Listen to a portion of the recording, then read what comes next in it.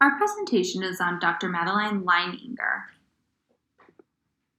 Dr. Madeleine Leininger was born on July 13, 1925 to George and Irene Leininger in a small rural farm town outside of Sutton, Nebraska. She is the middle child of 5. She has 2 older sisters and 2 younger brothers. Her father was a farmer and her mother was actually a homemaker. Also, what got her into nursing was her aunt had a congenital heart disease, which kind of motivated her to look into nursing in the first place. In this picture to the right, you're going to see a picture of the freshman class of Sutton High School in 1942. Although Dr. Leininger wasn't a part of this class, I couldn't find one where she was. This is the high school she attended, except she would have been a senior graduating this year. So like I said before, Dr. Leininger graduated from Sutton High School in 1942. After that, she entered St. Anthony's School of Nursing in Denver, Colorado, which to the picture to the right of here, you'll see these lovely nurses. They're also graduates of St. Anthony's School of Nursing in Denver. Although Dr. Leininger is not in this photo, this is what her graduation photo would have looked like during that time period. During her time at St. Anthony's School of Nursing in Denver, she was also a member of the United States Army Nursing Corps, which was a government program that trained nurses during World War II. She later earned her master's degree in psychiatric nursing from the Catholic University of America in 1954 while working as a nurse. She was inspired to study cultural and psychological anthropology at the graduate level by Margaret Mead. Dr. Leininger was the first nurse actually to complete a PhD in that field. During her study, she developed the ideas for her transcultural theory of nursing, her cultural care theory of nursing, while spending 3 years in 2 Godsup villages in Papua New Guinea.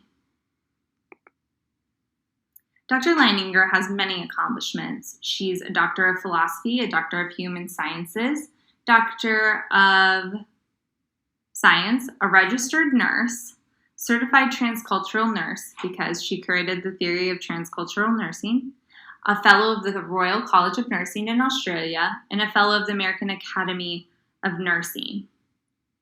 When she was an associate professor of nursing at the University of Cincinnati, she helped develop one of the first nation's first graduate child psychiatric nursing programs. She also ended up writing a book, which you can see to the right, an example of that book, called Nursing and Anthropology, 2 Worlds to Blend. She based some of what was in this book on her work, which had led her across the globe, which helped springboard her ideas of transcultural nursing. She traveled to such places as the Caribbean, Europe, Africa, Russia, and Australia, and more than 70 colleges and universities. So she really looked at not only different cultures, but how different people were teaching the same concepts, but in different cultures. Dr. Leininger, which you can see to the right here, in her older age, published yet again another book in 1991 called Cultural Care, Diversity, and Universality. And this is the book that her transcultural theory of nursing, or cultural care theory of nursing, actually was put into. In 1998, she was actually called a living legend and named a living legend, which is an award by the American Academy of Nursing. So before we get into the exact definition of what cultural care theory is, let's talk about some important terminology that we may not know. So one of the terms we may not know is that cultural care diversity, according to Dr. Leininger, is the differences in meanings, values, or acceptable forms of care in or between groups of people. She also defined cultural care universality, which refers to common care or people, similar meanings that are evident among many cultures.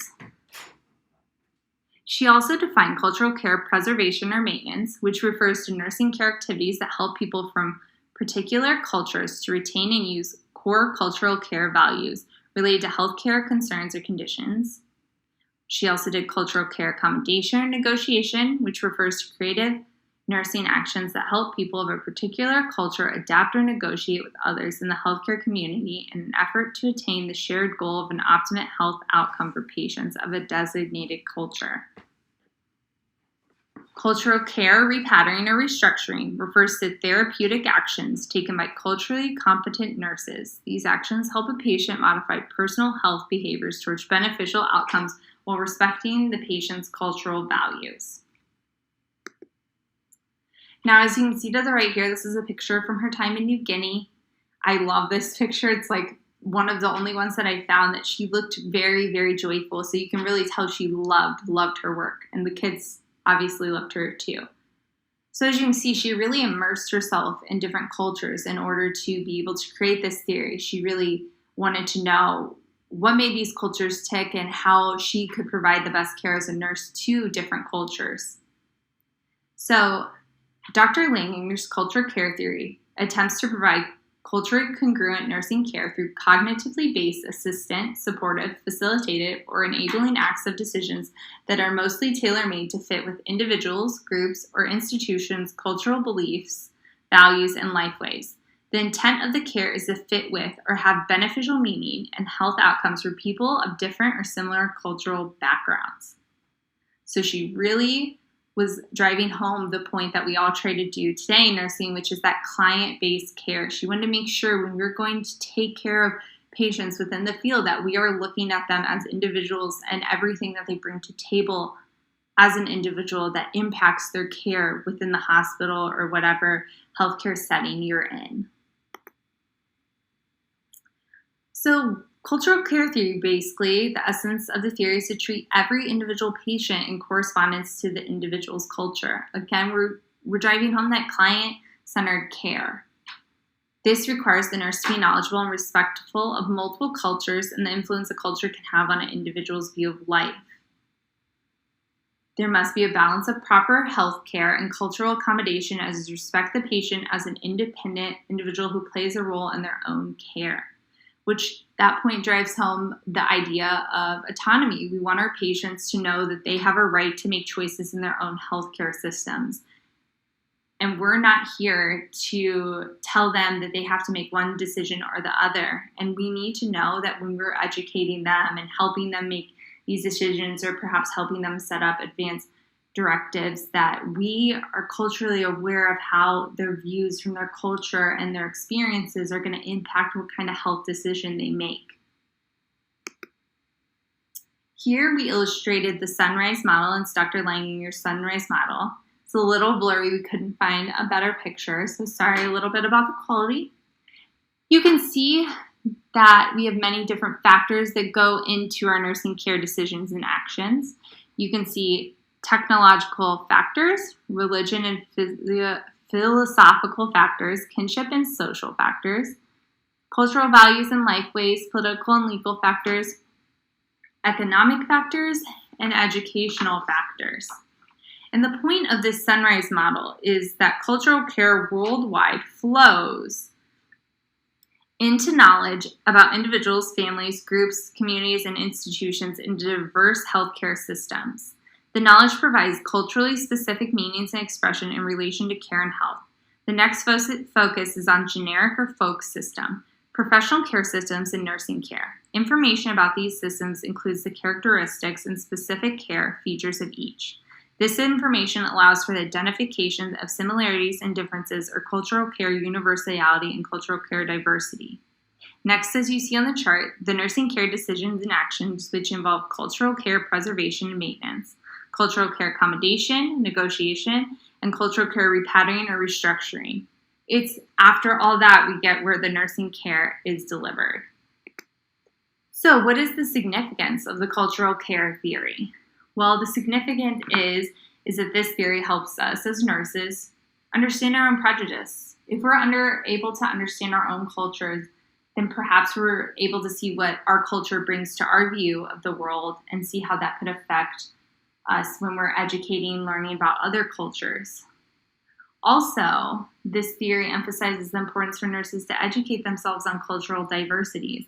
If we don't know cultural diversities, we perhaps could take certain actions of a patient differently or interpret it as wrong, but we're just unaware. Perhaps maybe a male of one culture may not feel comfortable with a woman alone in a room and feels like there needs to be someone else.